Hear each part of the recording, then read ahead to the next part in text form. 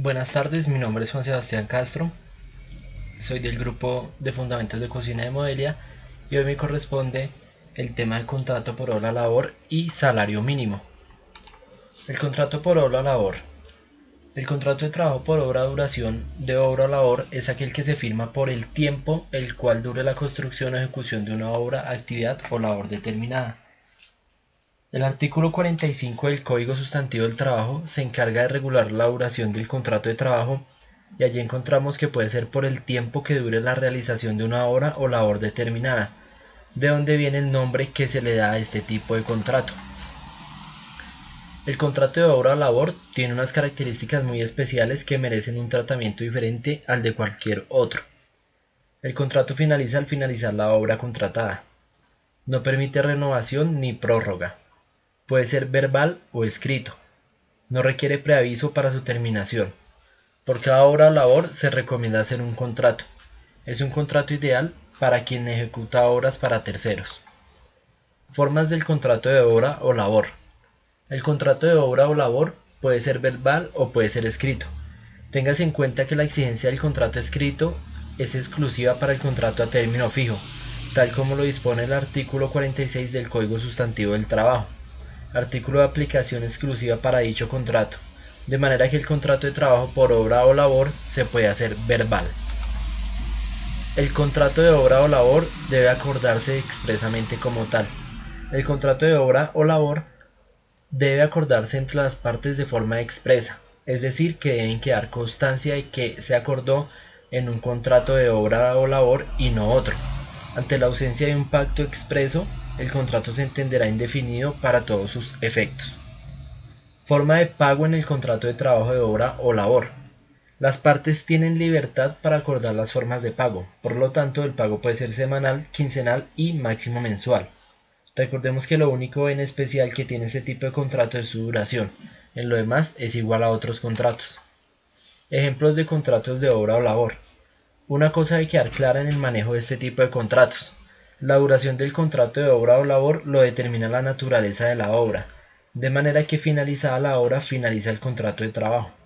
Siendo así, podemos sugerir los siguientes ejemplos: construir una carretera, construir la estructura eléctrica de un edificio, hacer el estudio de factibilidad de un proyecto, implementar una solución informática para una empresa o atender un evento gastronómico.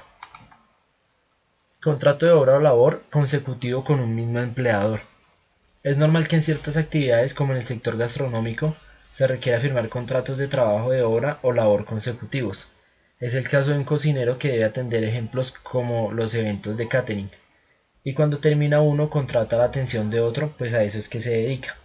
En estos casos es muy válido que por cada evento que se atienda se firme un contrato de obra, pues son eventos independientes y respecto a las cuales no hay dudas en cuanto al uso del contrato de trabajo por duración de obra o labor. Lo que pasa si se firma un contrato de obra o labor que no es tal. Lo que Si no hay obra que termine, no hay contrato que pueda terminar, de manera que lo que quiso ser un contrato de obra o labor será un contrato a término fijo o incluso a término indefinido. Si la naturaleza de la obra no es clara, el contrato de obra se convierte en indefinido. Cuando la naturaleza de la obra contratada no es clara, es decir, no se puede identificar con precisión, ante la duda el contrato se considera indefinido. Periodo de prueba en el contrato de trabajo de obra o labor. La ley no contempla una regulación especial para estos casos, por lo que se debe recurrir a la norma general, es decir, que el periodo de prueba será de máximo 2 meses y debe constar por escrito. Prestaciones sociales en el contrato de trabajo por obra o labor. En el contrato de trabajo de obra o labor se deben pagar todas las prestaciones sociales al trabajador, pues la norma no contempló excepción alguna ni tratamiento diferente. El pago se ha de hacer en las fechas, formas y porcentajes indicados por la norma general y por los conceptos que corresponden: prima de servicios, cesantías, dotación, etc. Igual sucede con las vacaciones, que se otorgan según la norma general. Seguridad social en el contrato de trabajo por obra o labor. En el contrato de trabajo, obra o labor, el trabajador debe tener derecho a ser afiliado al sistema de seguridad social, salud, pensiones, ARL, como cualquier otro trabajo, y debe estarlo desde el primer día de ejecución del contrato. Terminación del contrato de trabajo por obra o labor.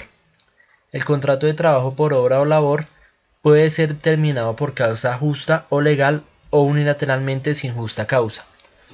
Se terminará justamente por parte del empleador cuando finalice la obra contratada o el trabajador incurra en una justa causa para terminar el contrato. Si se hace de forma injusta, también corresponde al pago de la indemnización. Renovación y prórroga del contrato de obra o labor. El contrato de trabajo de obra o labor no puede ser renovado ni prorrogado por cuanto la naturaleza de éste no lo permite. Es decir, si se acaba una obra, un evento o una labor y se debe seguir a otra obra, no se puede prorrogar el contrato, sino que este se debe cerrar y se debe crear uno nuevo. Indemnizaciones en el contrato de obra o labor. Si el contrato de trabajo por obra o labor se termina antes de la finalización de la obra sin que exista una justa causa, naturalmente hay que pagar la respectiva indemnización por despido injustificado. En este caso la indemnización será igual a los salarios que falten por causarse hasta la finalización de la obra, o dicho de otra manera, la indemnización será igual a los salarios que el trabajador hubiera devengado si no hubiera sido despedido. Continuamos con el salario mínimo legal vigente, auxilio de transporte y salario integral. En el salario mínimo legal vigente tenemos que en Colombia para este año quedó en 877.803, más subsidio de transporte de 102.854, a lo cual se le debe descontar el aporte de seguridad social que es salud y el aporte de seguridad social de pensión, para un total recibido de 910.000, a lo cual el trabajador tiene derecho de que se le consigne tanto cesantías como los intereses de cesantías en los primeros 2 meses del año, para un total de aportes de cesantías de 91.528 por mes.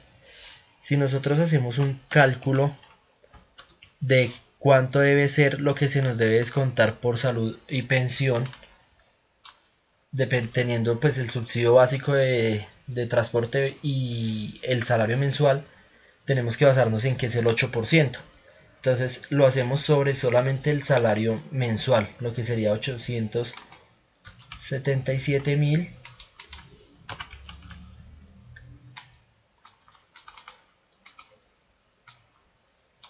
877.803, que lo vamos a multiplicar por 8,